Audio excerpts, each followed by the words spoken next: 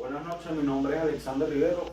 En esta noche le vamos a realizar una exposición en lo que concierne a la materia de derecho civil, específicamente en el área de los contratos y la garantía.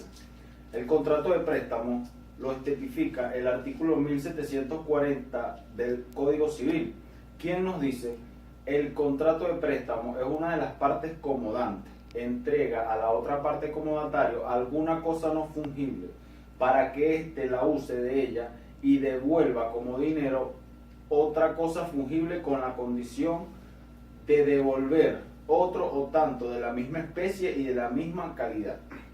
El mecanismo de préstamo es la entrega de la cosa y su posterior restitución, entendiéndose la entrega como requisito necesario para la existencia de un contrato, lo que ambas figuras, préstamo y comodato, en este mecanismo, lo que la diferencia es el objeto sobre el cual recae y el derecho que éste transmite. El mutuo. El mutuo es un contrato por el cual una de las partes, llamada mutuante, entrega a la otra, llamada mutuario, cierta cantidad de cosas con cargo de restituir otras o tantas de la misma especie y la misma calidad.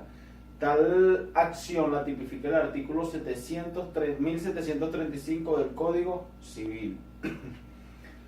La reglamentación. En el artículo 1 del Código Civil reglamenta el mutuo en 4 capítulos. Los 3 primeros contienen las normas generales del contrato y el cuarto las normas específicas del préstamo e interés. En el artículo 2, ciertos mutuos, especialmente públicos y mercantiles, revisten formalidades particulares que a veces los someten a un régimen especial. Tal es el caso de los expréticos públicos, las obligaciones emitidas por las sociedades mercantiles y algunos de los llamados depósitos de fondos que no persiguen como calidad fundamental la guarda de los mismos. Por ejemplo, los depósitos bancarios. Las reglas especiales dictadas para estos mutuos prevalecen sobre las normas civiles, porque estas tienen poder normativo subsidiario.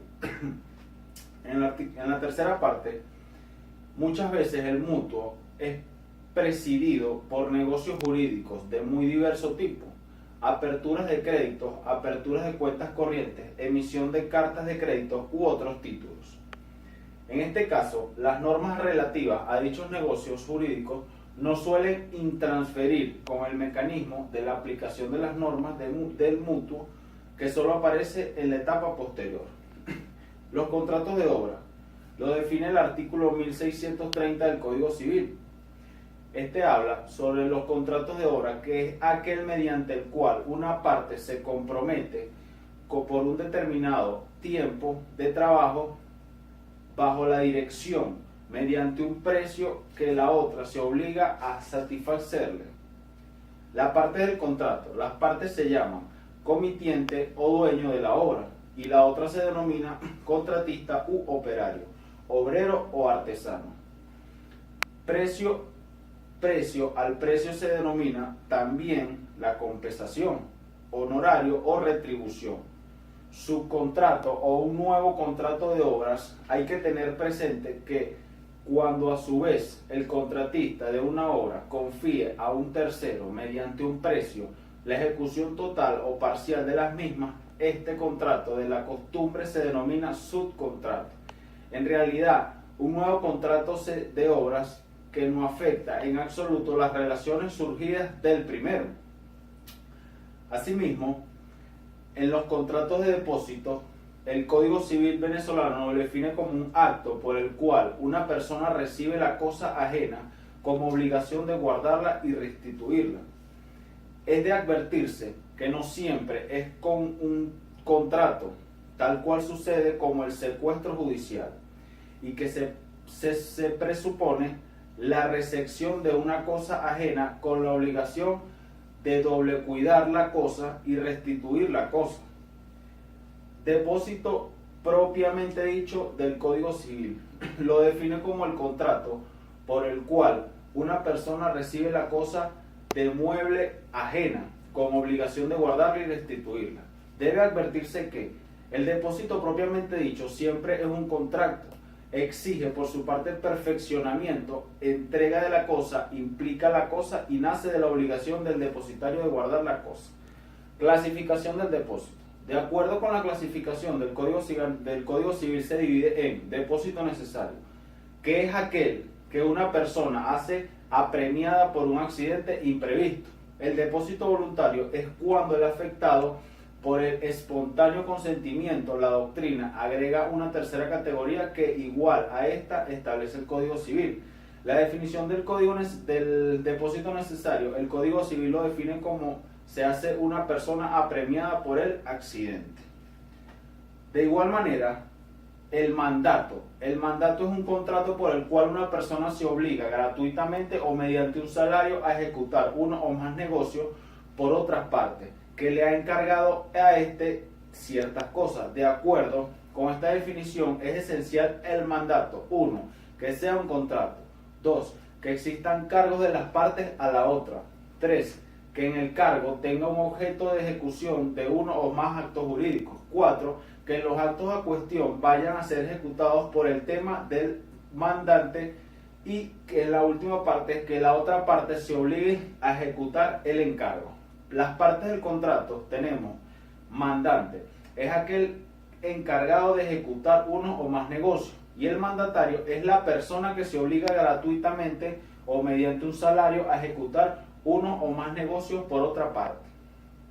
La ubicación del contrato del mandato dentro de la clasificación de los contratos, en principio es un contrato unilateral, que solo obliga a un mandatario, aunque a hechos posteriores pueden originar también obligaciones al mandante, razón por la cual se clasifica como sinalagmático imperfecto. En principio es un contrato consensual. Como tercera parte, podemos hablar que en su naturaleza gratuito, pero nada obsta que se convenga a el contrario. En la cuarta definición, el mandato es un principio instituido por un personaje respetada por ambas partes, lo cual tiene especial relevancia en el error en la persona y en la extinción del contrato. También puede ser de ejecución instantánea o tracto sucesivo. Hablamos también de que engendra obligaciones principales. Las clases del mandato en el derecho civil. 1. La forma de la manifestación de la voluntad del mandante. El mandato puede ser expreso o táctico. El mandato puede ser expreso o tácito. La aceptación puede ser tácita y resulta la ejecución del mandato por el mandatario. También podemos hablar que por la extinción de los intereses del mandato respecto de los cuales versa, puede ser general o especial. Asimismo, por la forma de señalar los poderes del mandatario, el mandato puede ser concebido en términos generales o expreso, como lo establece el artículo 1688 del Código Civil. Los elementos de existencia y validez en los contratos del mandato. El consentimiento se rige por el derecho común, el cual es convenido hacer algunas observaciones. El mandatario puede ser tácito. En el alcance de las normas consiste en aclarar tanto el asentimiento del mandante. La clasificación del mandato en expreso o tácito se hace exclusivamente a la relación con la forma de asentamiento del mandante. El mandato judicial mandante para comparecer en juicio es sometido al mandante frente al mandatario. Estas son: reembolsarle los avances y gastos hechos por la ejecución del mandato, pagarle el salario si lo ha prometido, indemnizarle ciertas pérdidas y cumplirle las obligaciones contraídas por el mandatario dentro de los límites del mandato o ratificarle por el demandante. La extinción del mandato. El mandato se extingue por las causas comunes a todos los contratos y además causas especiales de extinción que están señaladas en el Código Civil, las cuales son: por revocación del mandato, renuncia del mandato, muerte, interdicción, quiebra o cesión de bienes del mandante o del mandatario, por la inhabilitación del mandante o del mandatario, si el mandato tiene por objeto actos que no podrían ejecutarse por sí mismos. La transición. La transición, según el artículo 1713, es un contrato por el cual las partes recíprocas entregan sus concesiones y terminan en el litigio pendiente o precaven un litigio eventual. Muchísimas gracias. Esta ha sido toda mi exposición. Espero que haya sido de su gusto agrado.